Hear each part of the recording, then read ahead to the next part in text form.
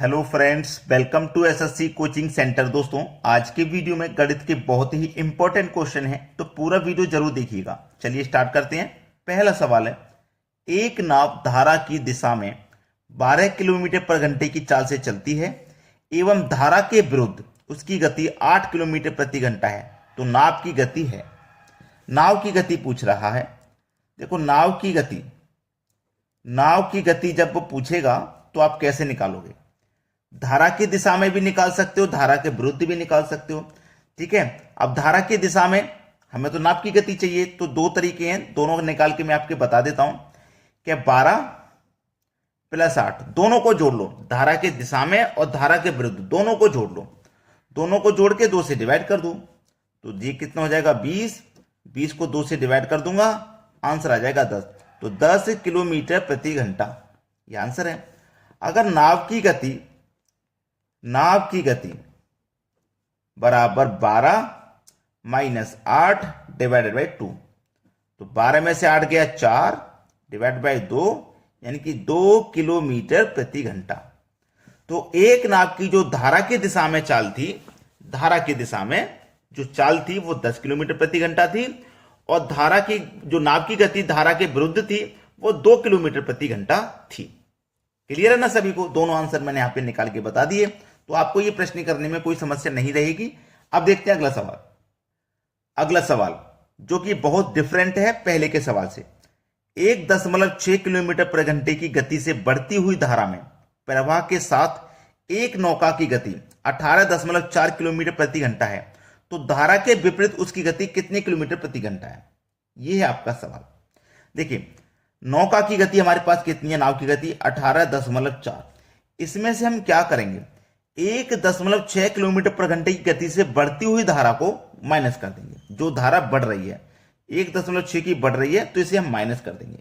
ठीक है, 18.4 में से माइनस कर देंगे 1.6 को, तो 18.4 में से 1.6 को हम क्या करेंगे? माइनस कर देंगे। चलिए, 18.4 1.6 हो जाएगा। तो ये कितना हो जाएगा? 4 में से तो 6 जाएगा नहीं, कैरी ले लेंगे, 14 हो जाएगा। 14 में से 6 जाएगा 8, दशमलव के नीचे दशमलव। इधर से देखो कैरी ले लिया था तो 7 बचा, 7 में से 1 जाएगा 6 और ये 1, 16.8 हो गया। कितना हो जाएगा भैया? 16.8। हमारा पता चल गया 16.8 आ जाएगा, इनको घटाने के बाद 16.8। ठीक है, ये हो गया। तो उसने जो पूछा है धारा के विपरीत उसकी गति कितने किलोमीटर प्रति घंटा है, धारा के विपरीत पूछिए। ये हमारे पास कितनी निकल के आई थी? 16.8।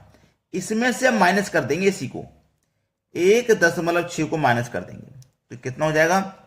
16.8 में से 1.6 को माइनस करो तो 8 में से 6 जाएगा 2, 16 में से 1 जाएगा तो 15, 15.2 हो जाएगी। 15.2, ये आपके सवाल का बिल्कुल सही जवाब है।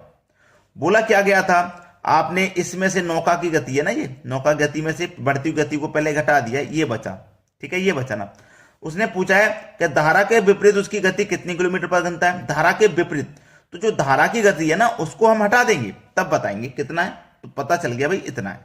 चलिए अब देखते हैं अगला सवाल।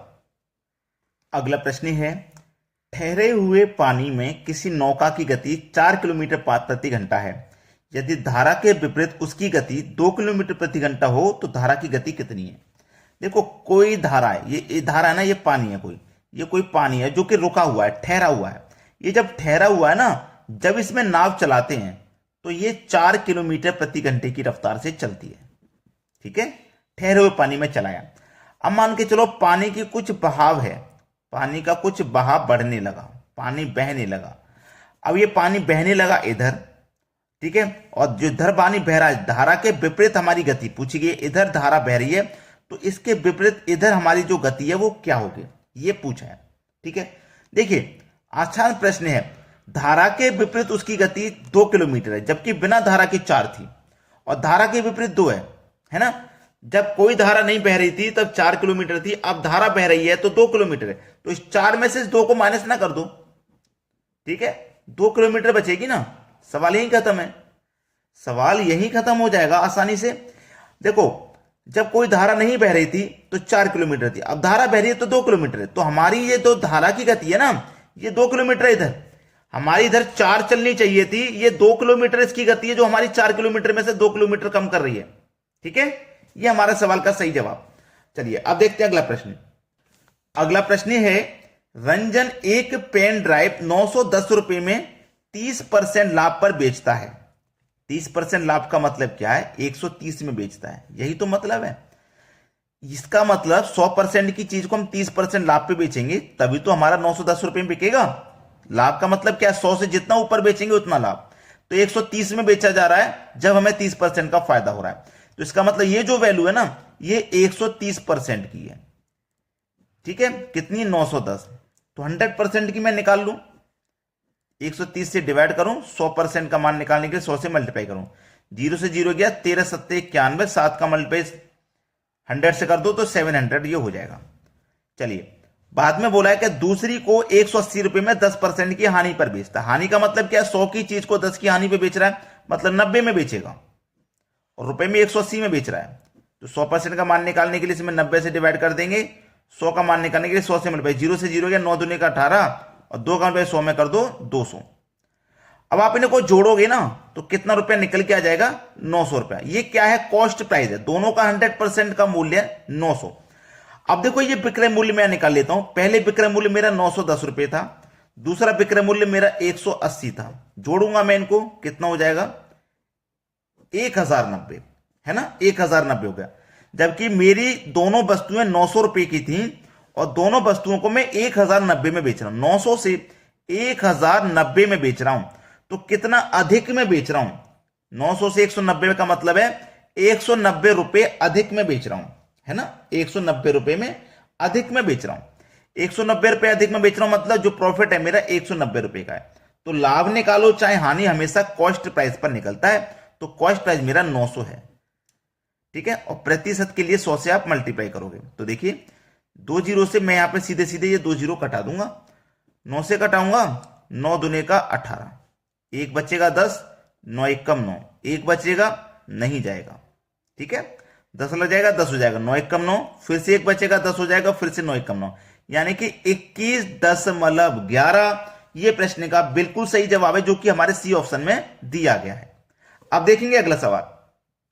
अगला सवाल है, एक दूध वाला एक डेयरी से 800 रुपए में 25 लीटर दूध खरीदता है और 33.50 रुपए प्रति लीटर की दर से बेच देता है।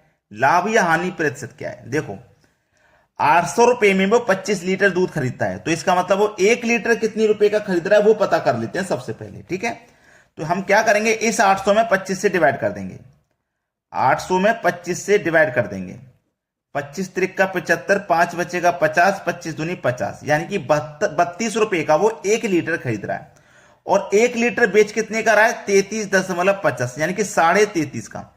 32 का खरीदेगा, 33.5 का बेचेगा तो 1.5 रुपए का उसको फायदा हो जाएगा, 1.5 रुपए का, 1.50 पैसे का फायदा हो रहा है उसको 1 लीटर पे। ठीक है, तो बोला है उसका लाभ या हानि प्रतिशत बताओ। सीधा सीधा लाभ हो रहा है क्योंकि फायदा हो रहा है।